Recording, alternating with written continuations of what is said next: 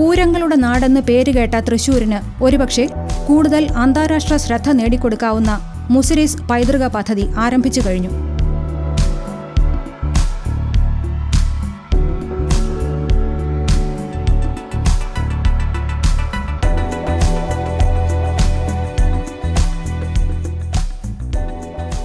പലതുകൊണ്ടും നമ്മുടെ സംസ്ഥാനത്തിലെ ഏറ്റവും അനുയോജ്യമായ വികസന മേഖലകളിലൊന്ന് ടൂറിസമാണ്.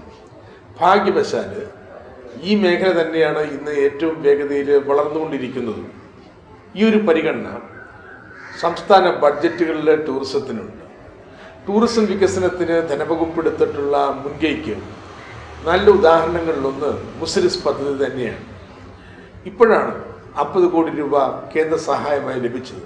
എന്നാൽ കഴിഞ്ഞ 2 വർഷത്തിനിടയിൽ ഏതാണ്ട് 40 കോടി രൂപയുടെ പുതിയ നിർമ്മാണ പ്രവൃത്തികൾക്ക് ഈ പദ്ധതിയുമായി ബന്ധപ്പെട്ട് അനുവാദം നൽകിയിട്ടുണ്ട്.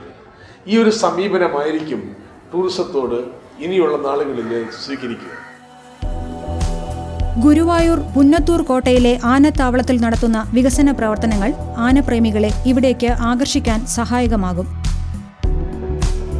കലാകേരളത്തിന്റെ അഭിമാനമായ കലാമണ്ഡലത്തിൽ വിവിധ പദ്ധതികൾ നടപ്പിലായിക്കൊണ്ടിരിക്കുകയാണ്. തൃശൂർ റൗണ്ട്, പീച്ചി വാഴാനി ഡാം എന്നിവയുടെ സൗന്ദര്യവൽക്കരണം, വടക്കേച്ചിറ കുളത്തിന്റെ നവീകരണം,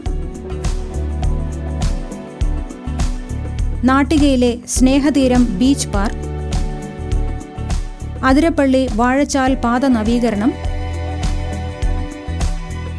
തുമ്പൂർ മൂഴി ജലസംഭരണി പ്രദേശത്തിന്റെ സൗന്ദര്യവൽക്കരണം, മുനയ്ക്കൽ ബീച്ചിന്റെ നവീകരണം, ഗുരുവായൂരിൽ KTDCയുടെ തമറിന്ദ് ഹോട്ടൽ എന്നിവയാണ് ജില്ലയിൽ നടന്നുവരുന്ന മറ്റ് വികസന പ്രവർത്തനങ്ങൾ.